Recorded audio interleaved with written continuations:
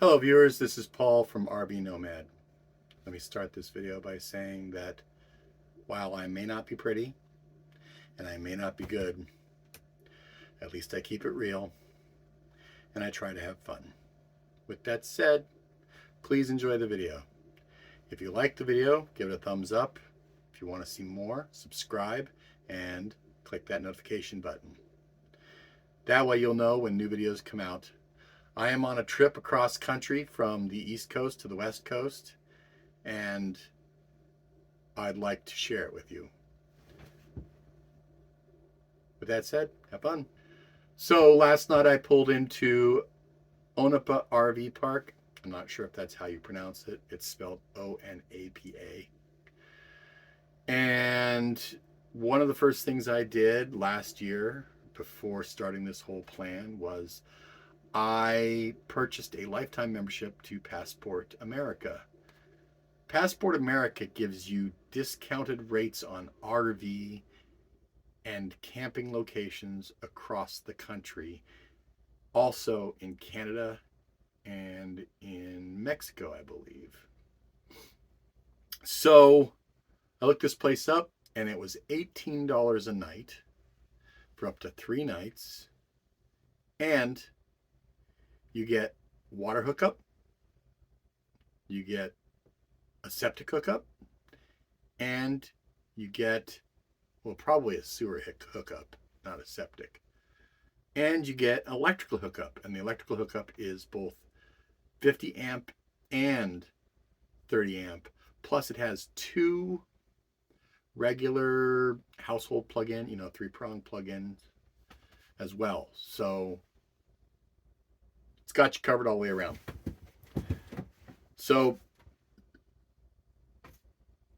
yeah, it's a really nice site so far. I have not been unhappy.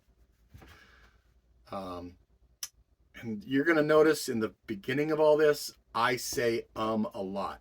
I am going to try and train myself out of it. But it takes a lot of work. So today my plan is to clean up the RV. It is a mess, but at the same time, I'm living in this. And it's not completely ready for the road the way I wanted it to be.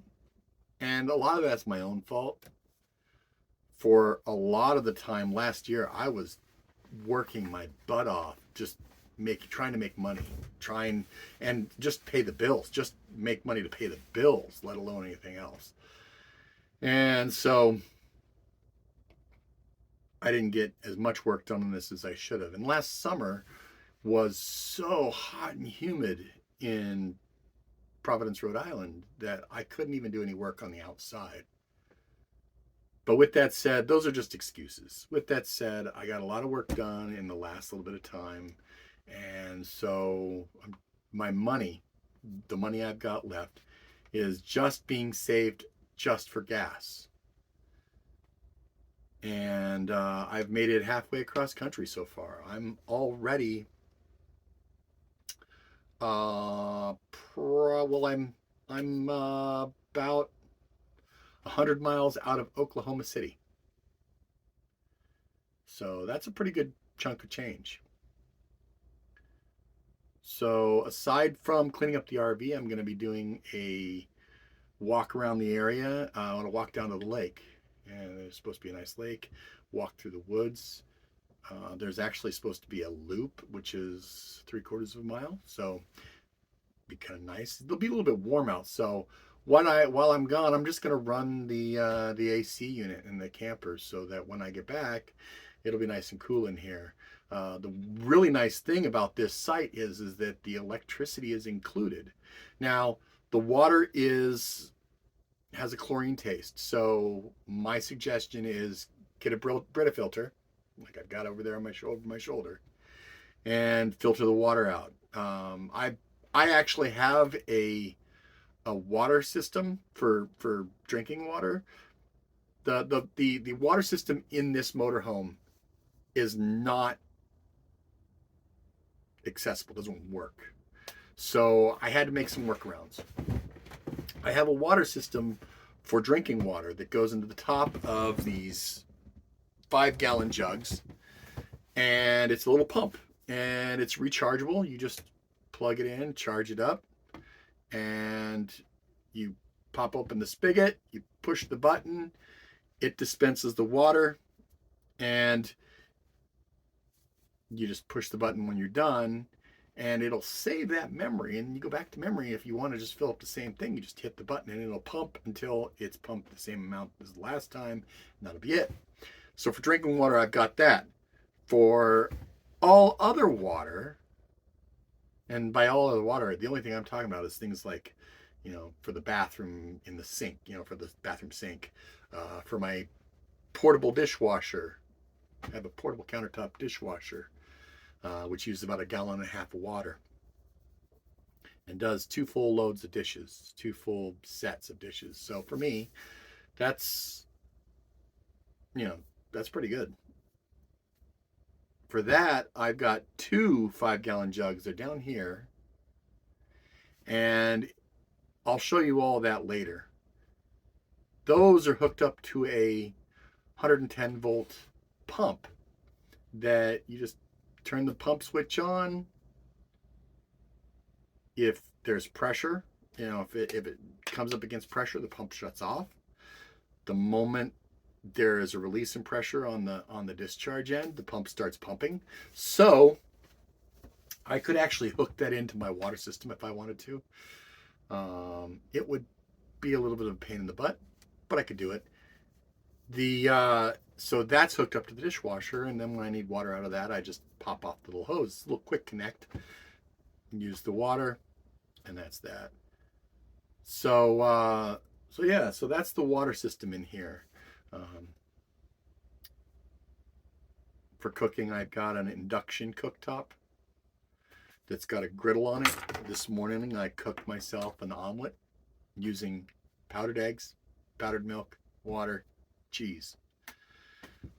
Later I'll get a little bit more, you know, adventurous in that by maybe, you know, using onions and stuff like that. But that's probably when I'm stopped at a spot I'm going to be at for a while.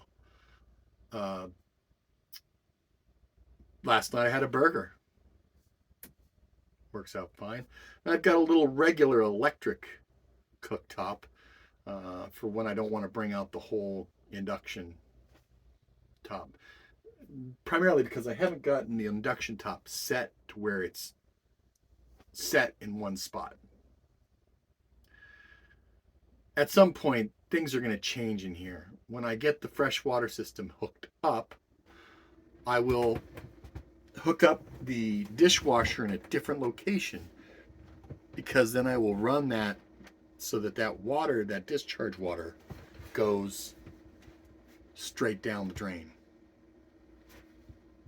Currently, I've got the hose running across the counter, and it's discharging into the sink, which is just fine. I mean, that's the way it's supposed to be, but that's what I've got. So with that said, I will go out on my trip, my walk around, and then I'll add that video to the whole thing. Wait for it. Transition. All right, off on a walk. There's the camper behind me, and I'm gonna go find this trail that she was telling me about and see if maybe I can get myself in a good 3/4 mile walk. Ah, there we go. Trail's over there.